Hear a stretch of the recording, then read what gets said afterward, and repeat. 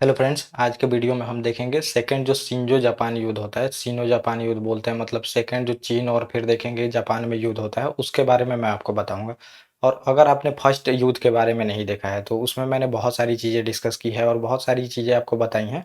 तो फिर ये उसमें आप देख सकते हैं और इसमें हुआ क्या था आपको देखने को मिलेगा। ये जो सेकंड शिंजो जापान युद्ध आपको देखने को मिलेगा, सिनो जापान युद्ध बोलते हैं इसको। तो इसमें हुआ था कि आप देखेंगे कि ये सेकंड वर्ल्ड वॉर का भी पार्ट है, आपको देखने को मिलेगा। क्योंकि ये जब युद्ध है तो 1937 से मतलब कि फुल फ्लेज में स्टार्ट हो जाती है और सेकंड वर्ल्ड वॉर भी आप देखेंगे कि 1939 में स्टार्ट होती है और 1945 में जापान पे ही जब देखेंगे कि हिरोशिमा और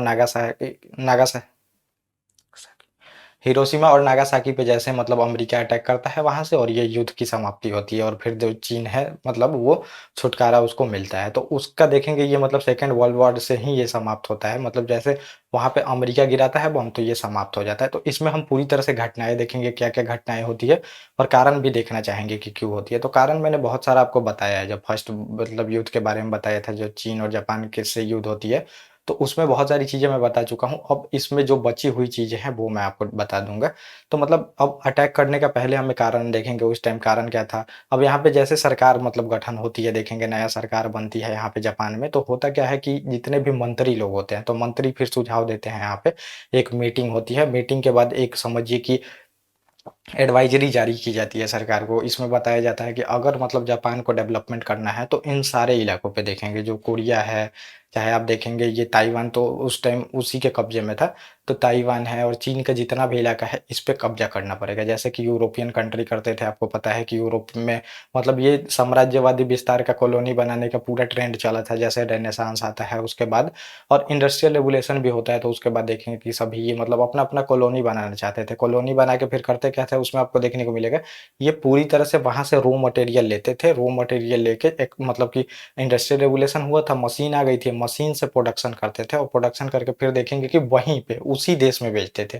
तो इसलिए फिर इसमें भी साम्राज्यवादी भावना आई और भावना आई जैसे इंडस्ट्रियल रेवोल्यूशन यहाँ भी होता है। एशिया में एक मतलब जापान ही कंट्री रहता है कि यहाँ पे इंडस्ट्रियल रेवोल्यूशन होता है। उसके बाद ये जितने भी अपनी समझिए कि मतलब कि हथियार रहती है वो खरीदता है, देखेंगे जो सेना रहती है उसको मॉडर्नाइज करता है और उसके बाद देखेंगे रुपया में मतलब जो करेंसी होती है उसमें पेमेंट करता था और एक से एक हथियार वहाँ पे बनाया था। इसकी नौसेना उस टाइम देखेंगे बहुत मजबूत हो गई थी। मतलब वो जाके देखेंगे कि अमेरिका पे उस टाइम अटैक करके आ जाता था, पर्ल हार्बर पे देखेंगे कि अटैक करके आया था, तब जाके मतलब कि वहाँ पे अमेरिका भी 1941 में देखेंगे युद्ध में कूद जाता है और चाइना को वहाँ पे फुल सपोर्ट किया जाता है। तब जाके चाइना थोड़ा सा यहाँ पे मतलब संभल पाता है, मतलब वहां से युद्ध से हारना इसकी शुरुआत होती है और बाद में देखेंगे हिरोशिमा नागासाकी पे बम गिरा दिया जाएगा तो हार जाता है ये। तो 1987 में देखेंगे जापान में बैरन तनागा रहते हैं, ये पीएम बनते हैं और इन्हीं के जितने भी मिनिस्टर होते हैं ये सुझाव देते हैं कि अगर मतलब जापान को फिर मतलब एशिया में अपना वजूद मतलब बचा के रखना है, ये बताया जाता है वजूद बचा के रखना है तो आपको मतलब युद्ध करना पड़ेगा सभी से। और इसी वजह से देखेंगे युद्ध ये शुरू होता है और देखेंगे सेकेंड वर्ल्ड वॉर तक आप जितने भी ये साउथ ईस्ट नेशन कंट्री थे, सिंगापुर, मलेशिया, थाईलैंड, कंबोडिया, इन सब पे मतलब म्यांमार तक आ गया था यहाँ पे जापान। और फिर देखेंगे आज़ाद हिंद हमारी जो फौज थी वो भी जापान का मदद लेके सोच रही थी ब्रिटिश गवर्नमेंट को हराने के लिए। तो ये सब मतलब पूरी तरह से वहाँ पे कब्जा कर लिया था। लेकिन जो ये ताइवान मतलब ये तिब्बत वाला इलाका है इन सब में चीनी सेना काफ़ी एक्टिव थी और चीनी जो लोग भी थे वो विद्रोह कर रहे थे, इससे लड़ रहे थे। लेकिन आपको देखने को मिलेगा चीन का स्टेटमेंट है यहाँ पे। चीन ने बताया है कि इस युद्ध में टोटल उसकी अगर देखेंगे नागरिक और सेना की मृत्यु कितनी हुई है, 3.5 करोड़, मतलब बहुत ज़्यादा ये पॉपुलेशन है। 3.5 करोड़ तो एक देश की पॉपुलेशन भी आजकल नहीं है। अगर आप देखेंगे ऑस्ट्रेलिया की तो 5-6 करोड़ पॉपुलेशन मिलने की मतलब देखने को मिलेगी। लेकिन यहाँ पे आप देख सकते हैं कि 3.5 करोड़ ये चाइनी मतलब सेना और जो सरकार है ये बता चुकी है कि इतनी लोगों की मौत हुई थी इस युद्ध में। और जापान ने भी अपना स्टेटमेंट जारी किया था, मतलब डिफेंस मिनिस्ट्री ने स्टेटमेंट जारी किया था कि जो उसकी इस युद्ध में मृत्यु हुई थी तो 2 लाख सैनिकों की मृत्यु हुई थी। तो ये बहुत बड़ा आंकड़ा है। अभी तक हम इतना युद्ध लड़ चुके हैं, मतलब समझिए कि पाकिस्तान से 2-3 बार हो चुका, कारगिल हुआ, उसके बाद देखेंगे 1971 में भी हुआ, 65 में भी हुआ, चाइना से भी युद्ध हुआ। तो टोटल लेके अभी तक 15,000 भी सैनिक नहीं मरे होंगे, मतलब हमारे शहीद नहीं हुए होंगे। लेकिन वहाँ पे देखेंगे कि 3.5 करोड़ और 2 लाख, समझिए ये बहुत बड़ा नंबर है अपने आप में। तो इतने लोगों की वहाँ पे मृत्यु हुई और इसी में अब मैं आपको बताता हूँ सीक्वेंस कैसे-कैसे ये चीज़ें होती हैं। पहले देखेंगे कि ये मंचूरिया में जाता है, मतलब मंचूरिया वाले इलाकों को कब्जा करने जाता है और वहाँ पे मतलब फर्स्ट जो शिंजो जापान युद्ध हुआ था उसमें आपको देखने को मिलेगा कि इनमें एग्रीमेंट हुआ था उसमें 20 करोड़ देखेंगे जो चाइनीज़ रुपीज़ होती है, उसमें इनको पे भी करना पड़ता है। एग्रीमेंट होता है कि जितने भी मतलब कि अब पोर्ट है, इस पे इसका कब्ज़ा रहेगा, पोर्ट बना सकता है, रेलवे लाइन बिछा सकता है, बहुत सारा इसका मतलब एग्रीमेंट रहता है। तो ये फिर देखेंगे कि रेलवे लाइन मंचूरिया में जाके बिछाता है, वहाँ पे पोर्ट बनाता है और चाइना मतलब समझिए कि एक बस वहाँ पे मतलब रेलवे लाइन बिछाना चाहता था, तो उसको नहीं बिछाने दिया जाता है। तो ये भी नहीं किया जाने दिया जाता है, देखेंगे कुछ भी नहीं उसको और पूरी तरह से इसका कब्ज़ा था, पूरी तरह से इकोनॉमी पे और जहाँ भी इलाकों पे जीता था पपेट शासक मतलब कठपुतली सरकार वहाँ पे बना दिया था। उसका कहना वो मानते थे पूरी तरह से जापान का, चीन के लोगों का बिल्कुल नहीं चलता था वहाँ पे। और फिर होता क्या है, अब इसको युद्ध करना था तो युद्ध करने के लिए तो बहाना चाहिए। वहाँ पे होता क्या है कि जो जापानी मतलब एक सैनिक कमांडर रहता है समझिए, उसको मार दिया जाता है, वहाँ पे देखने को मिलेगा। चीन जो लोग होते हैं, चीन लोगों द्वारा बोला जाता है कि ये मार दिया जाता है वहाँ पे। फिर एक रेलवे लाइन को बिछाने को लेके फिर वहाँ पे कॉन्फ्लिक्ट होता है, तो बताया जाता है कि एक जो जापान का रेलवे ट्रैक होता है, उस पे चीनी मतलब लोगों द्वारा बम फेंका जाता है। इन सब के वजह से ये देखेंगे कि युद्ध में मतलब उतर जाता है। अब बहाना चाहिए वहाँ पे, अब क्योंकि इसको युद्ध करना था तो बहाना चाहिए। खुद से भी वहाँ पे पहले ऐसा होता था कि अपने सैनिक को ही मरवा दो और बोलो कि उसके सैनिक ने मारा है, तो ये सब युद्ध का एक बहाना होता था।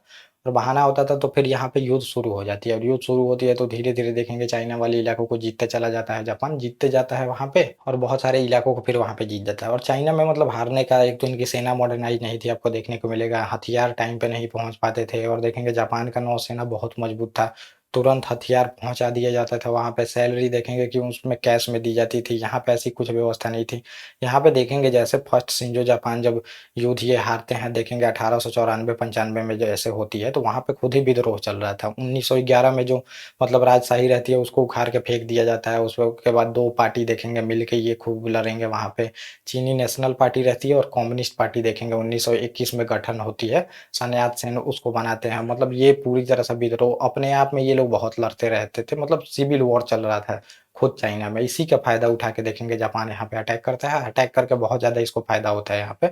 आराम से इन लोगों को डिफीट करते चला जाता है, बहुत सारे इलाकों को जीत लेता है वहाँ पे, जीत के समझिए कि वहाँ पे अपना पपेट शासक बना देता था, मतलब जो इसकी बात सुन सके, कठपुतली सरकार बना देता था। और फिर इसके बाद आप देखेंगे बहुत सारे इलाकों को कब्ज़ा कर लेता है। इसमें इलाकों में आपको देखने को मिलेगा नानकिंग रहता है, जेहोत रहता है, मंगोलिया रहता है, उत्तरी चीन रहता है, फिर देखेंगे सांसिंग रहता है, सोनतुंग रहता है, इन सब पे मतलब इन सब पे अधिकार कर लेता है। और यहीं पे आप देखेंगे उस टाइम में मतलब आज आप देखते हैं शंघाई शहर पे भी कब्ज़ा कर लेता है और उस टाइम आपको देखने को मिलेगा जो ये मतलब वहाँ की राजधानी आपको मिलेगी तो नानजिंग मिलेगी और नानजिंग में ही नरसंहार होता है, वहाँ पे पहुँचती है जापानी सेना पूरी तरह से आपको देखने को मिलेगा और पूरी तरह से ये स्टेटमेंट चीन का दिया गया है कि वहाँ पे 3 लाख लोगों की मृत्यु 6 हफ्तों में ही करा दी जाती है, आपको देखने को मिलेगा। लगभग 80,000 वहाँ की औरत जो रहती है उसका रेप किया जाता है, बच्चों को मारा जाता है, पूरी तरह से रेप करके समझिए मतलब वहाँ पे जैसे आप देखेंगे कि दिल्ली में अटैक हुआ था नादिर शाह का तो उसने भी फिर देखेंगे कि तैमूर आता है तो तैमूर भी कत्लेआम वहाँ पे मचा के जाता है, आपको देखने को मिलेगा।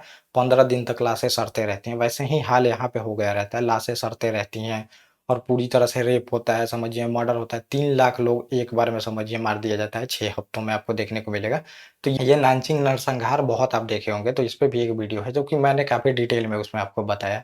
तो ये होता है यहाँ पे नरसंहार होता है और ये पहले स्ट्रैटेजी होती थी, कोई भी राजा समझिए अटैक करता था और कत्लेआम कराता था। आप देखेंगे जैसे मंगोल आक्रमण करते थे तो फिर यहाँ पे देखेंगे अलाउद्दीन खिलजी था तो वो भी मतलब गर्दन काट के मीनार बनवा देता था। चाहे आप देखेंगे बहुत ज़्यादा जहाँ पे राजा अटैक करते थे तो क्योंकि पब्लिक वहाँ पे ना लड़ने लगे इसलिए ये मतलब पब्लिक में डर फैलाने का काम किया जाता था। क्योंकि पब्लिक जब लड़ना शुरू करती है तो वहाँ पे सेना को भी बहुत ज़्यादा दिक्कत होती है क्योंकि वो जो टेरेन होती है समझिए उस इलाकों का ज्योग्राफिकल नॉलेज होता है जो कि आप देखेंगे शिवाजी और उनके लोग बहुत फ़ायदा उठाए थे क्योंकि शिवाजी की सेना बहुत छोटी थी मुगलों के आगे। लेकिन वो फिर देखेंगे गोरिल्ला युद्ध पद्धति अपनाते हैं, वहाँ की जनता सपोर्ट करती है, जनता मिल के लड़ती है तो फिर ये हारते हैं। बहुत सारा युद्ध देखेंगे मुगल हारते हैं, वही इसी वजह से मतलब कि लोगों को मारा जाता था कि जनता में खौफ बैठा दे, जनता ना आ जाए युद्ध करने, इसलिए ये किया जाता था। तो यहाँ पे देखेंगे नानजिंग नरसंहार यहाँ पे किया जाता है चीन में। इन सब को लेके चीन और भारत में देखेंगे और अभी भी मतलब जो चीन है समझिए तो चीन बोलते रहता है कि भारत को ये सहायता देता है अपने फ़ायदे के लिए।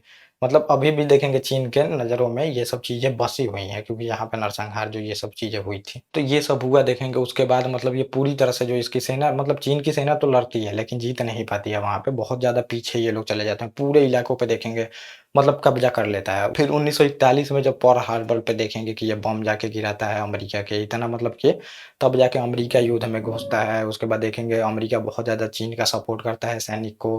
राष्ट्र संघ में भी ये देखेंगे कि लीग ऑफ नेशन रहता है, इसमें भी मामला जाता है। लेकिन फिर भी उस टाइम में शुरुआती फेज़ में आप देखेंगे, कोई भी नहीं आता है मदद के लिए, ना यूएस आता है, ना ब्रिटेन आता है, कोई भी नहीं आता। लेकिन बाद में देखेंगे जैसे यूएस पे अटैक होता है, तब जाके यूएस आता है, वहाँ पे बहुत ज़्यादा आर्म्स, हथियार वगैरह दिए जाते हैं। तब जाके धीरे-धीरे वहाँ से देखेंगे जापानी सेना पीछे होना शुरू होती है, क्योंकि ये हारना शुरू होते हैं और बाद में जो देखेंगे जो मतलब कि अमेरिका रहेगा वो नागासाकी, उसके बाद देखेंगे कि हिरोशिमा, इन पे परमाणु बम गिराता है और यहीं से आत्मसमर्पण कर देता है और सारा इलाका जो है आपको देखने को मिलेगा, ये दे दिया जाता है चीन को, आपको मिलेगा।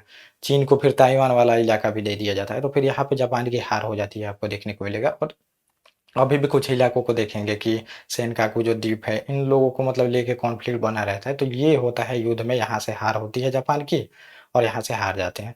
तो ये हारने का कारण मतलब कि यहाँ पे गृह युद्ध चल रहा था, तो उतना चाइना मजबूत नहीं था उस टाइम, अब जाके इतना मजबूत हुआ है और मजबूत भी हुआ है, तो ऐसा नहीं है कि जापान कमज़ोर है, जापान भी बहुत मजबूत है, आपको देखने को मिलेगा। तो ये पूरी तरह से था मैंने, ये सेकंड जो शिंजो जापान युद्ध था, ये मैंने आपको बता दिया। ओके गाइस, थैंक यू और अब हम मिलेंगे अपने नेक्स्ट टॉपिक पे।